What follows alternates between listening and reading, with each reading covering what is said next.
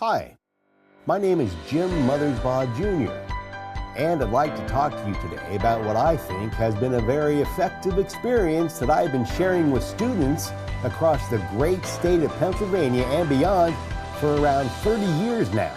Before I go any further, though, I need to back up a bit and tell you about a car crash that I was involved in when I was in high school.